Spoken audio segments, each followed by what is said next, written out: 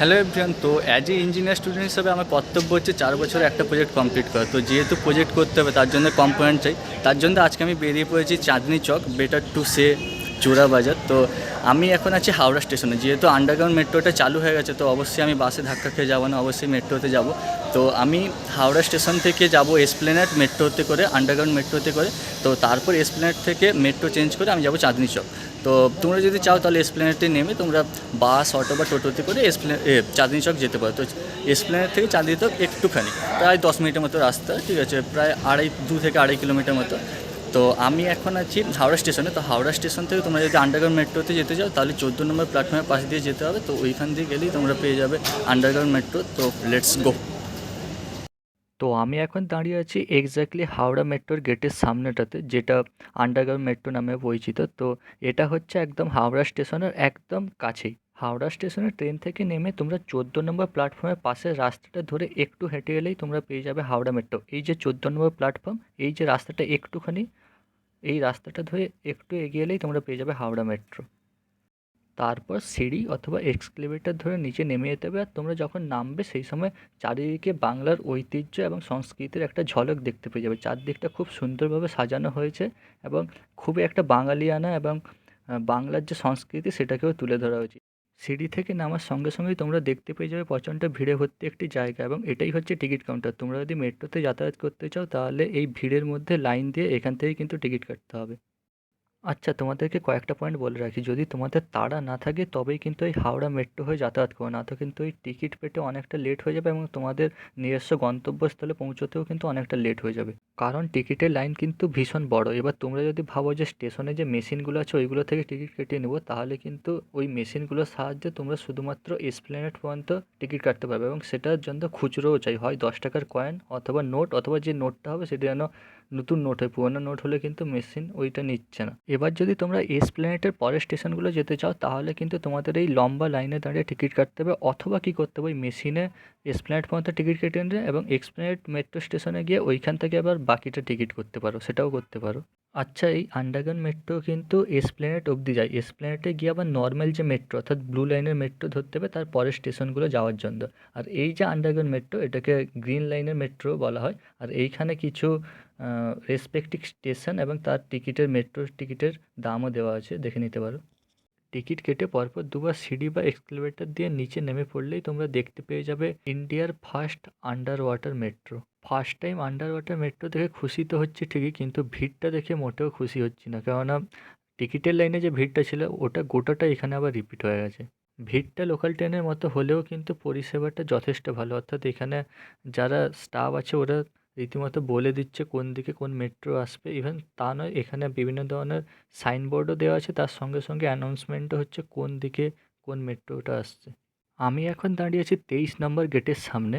আর এই যে জায়গাটা এটা অ্যাকচুয়ালি একটা চেম্বারের মতো করে দেওয়া আছে। ক্যাপসুল যেমন হয় ওই রকম একটা সিল্ড কাঁচের দরজা দিয়ে তৈরি করা আছে, এবং ভেতর দিয়ে মেট্রো আসছে। অর্থাৎ এই যে মেট্রো এন্ট্রি করছে, আর এই যে চারদিক এটা বন্ধ আছে, যখন মেট্রোর গেট খুলছে তখনই এটা খুলে যাচ্ছে।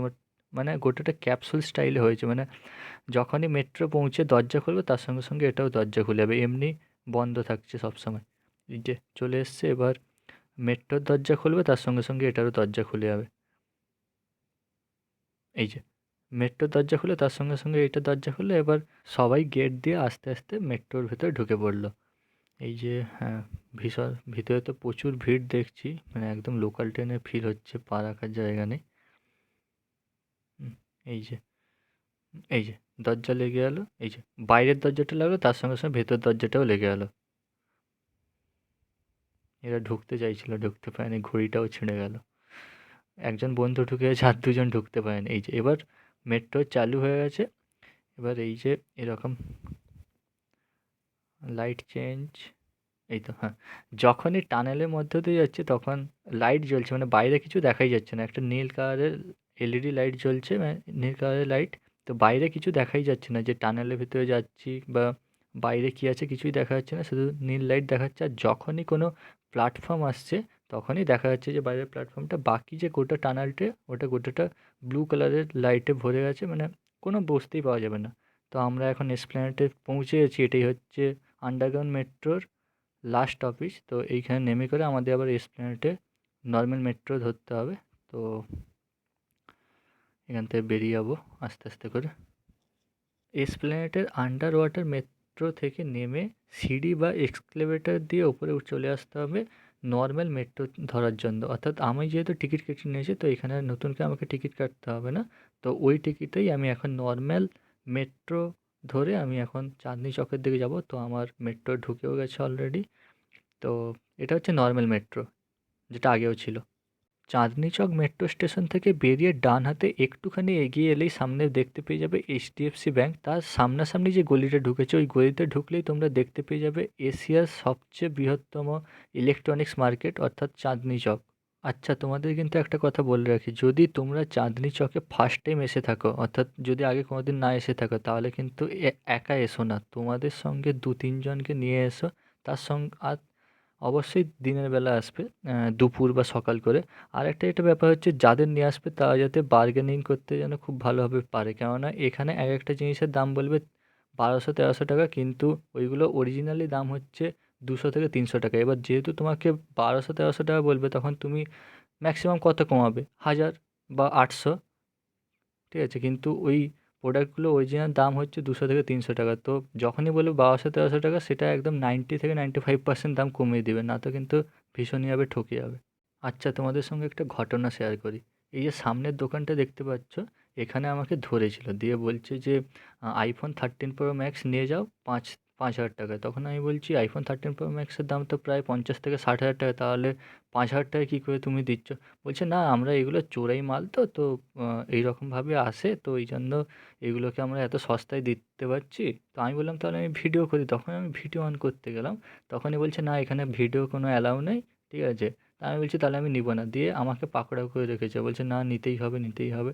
এরকমভাবে জোর জবরদস্তি করছিল। তো এই টেটটা কিন্তু সাবধান, এখানে এইরকম তুমি যদি দোকানে গিয়ে যদি একটু জিনিসপত্রের দাম যদি জিজ্ঞাসা করো, ওরা এমনভাবে তোমাকে পাকড়াও করবে যে না, নিতেই হবে, তুমি দাম জিজ্ঞাসা করেছো মানে নিতে হবে, এইরকম একটা বিহেভিয়ার দেখায়। তো এই জন্য একটু সাবধানে থেকো, ঠিক আছে? এইসব জিনিসগুলো বলবে। আর এইখানে আইফোনগুলো এমনভাবে ছড়ানো আছে যেন পাড়ায় যেমন খেলনা ছড়ানো থাকে না, ছোটো বাচ্চাদের যেমন খেলনা ছড়ানো থাকে, এইভাবে দেখছি আইফোন, আইপ্যাড, স্যামসাংয়ের বড় বড় ট্যাব, ইভেন অ্যাপেলের ম্যাকবুকও দেখছি এরকমভাবে রাস্তার সাইডে রোদ লাগাচ্ছে দেখছি, মানে রাস্তার সাইডে ফেলে রেখেছে। যদি কোনো অ্যাপেল ইউজার যদি এরকম কন্ডিশন দেখে, ও কেঁদেই ফেলবে। মানে রীতিমতো রাস্তার ধারে দেখছি টেবিল পেতে দেখছি আইপ্যাড, ম্যাকবুক, তারপর হচ্ছে আইফোন 14 প্রো ম্যাক্স সব দেখেছি ছড়িয়ে রেখে দিয়েছে। তোমরা যদি চাঁদনিতে যদি ঘোরা শুরু করো, তো ঘুরতেই থাকবে, দেখবে শেষ নেই। যেখানেই যাবে দেখবে হাজার হাজার লক্ষ লক্ষ ইলেকট্রনিক্সের জিনিসপত্র। যদি লাইটের সেকশনে যাও, দেখবে শুধু লাইট, চারিদিকে শুধু লাইট জ্বলছে। আর যদি সাউন্ড সিস্টেমের দিকে যাও, দেখবে চারিদিকে শুধু সাউন্ড আর সাউন্ড। মানে মানে একটা সময় পর প্রায় 1 ঘন্টা বা 1.5 ঘন্টা থাকার পর তোমার এতটাই বিরক্ত লাগবে যে তোমাকে ওইখান থেকে বেরিয়ে আসতে হবে। এত চেঁচামেচি, তারপর এত সরু সরু গলি, আর এত মানে দোকানের সাইড দিয়ে গেলে তোমাকে দোকানদার জোর করে টেনে ঢুকিয়ে দেবে, এটা নাও এটা নাও। মানে তুমি যদি ভাবো যে নিবেও না, তোমার ব্রেনটা এমনভাবে ওরা ম্যানিপুলেট করবে, তুমি আপসেই নিতে শুরু করে দেবে। মানে প্রথমে বলবে 1200 টাকা, ঠিক আছে? দিয়ে বলবে ঠিক আছে 800 টাকা দাও, দিয়ে দিচ্ছি। কিন্তু অরিজিনালি ওইটার দাম হয়তো 200 থেকে 300 টাকা, যেটা আমি আগেও বললাম। মানে একটা সময় পর, মানে 1 থেকে 1.5 ঘন্টা পর তুমি আর টিকতেই পারবে না চাঁদনি চকে। আর মানে এত ফালতু একটা জায়গা, মানে একদম ছোট ছোট গলি, ঠিক আছে? ওই সরু সরু গলির মধ্য দিয়ে ঘুরে বেড়াতে হবে। আর যেই দোকানের সামনে দিয়ে যাবে, ও দেখবে তোমাকে টানতে শুরু করবে যে নিয়ে যাও নিয়ে যাও। মানে একদম অসহ্যকর ব্যাপার। মানে কোনো দরকার না থাকলে চাঁদনি চক যাওয়ার তো আমি তো দ্বিতীয়বার যাচ্ছি না। তবে এটাও ঠিক, চাঁদনিতে কিন্তু তোমরা সমস্ত ধরনের ইলেকট্রনিক্সের জিনিস পেয়ে যাবে। শুধু তাই নয়, এখানে মানে যদি অন্য কোথাও যদি কোনো ইলেকট্রনিক্সের যদি এলিমেন্ট যদি রিপেয়ার না হয়, চাঁদনিতে এলে কিন্তু ওটা ঠিক রিপেয়ার করে দেবে এরা। তো আরেকটা সবচেয়ে এটা ইম্পর্ট্যান্ট হচ্ছে, চাঁদনি গেলে একটু সাবধানে যেও। আর 2-4 জন যাদের নিয়ে যাবে, তারা যাতে একটু বার্গেনিংটা করতে পারে, খুব একটু ভালো করে বার্গেনিং করতে হবে, তবেই চাঁদনি ঠিক আছে। আর এই ছিল আজকের ভিডিওটি যদি ভালো লেগে থাকে, তাহলে অবশ্যই লাইক করো, শেয়ার করো, আর অবশ্যই কমেন্ট সেকশনে জানিও যে এই চাঁদনির যাত্রাটা কেমন লাগলো তোমাদের, আর ব্লগটা কেমন লাগলো অবশ্যই জানিও। আবার দেখা হচ্ছে নতুন কোনো ভিডিও নিয়ে। Bye bye.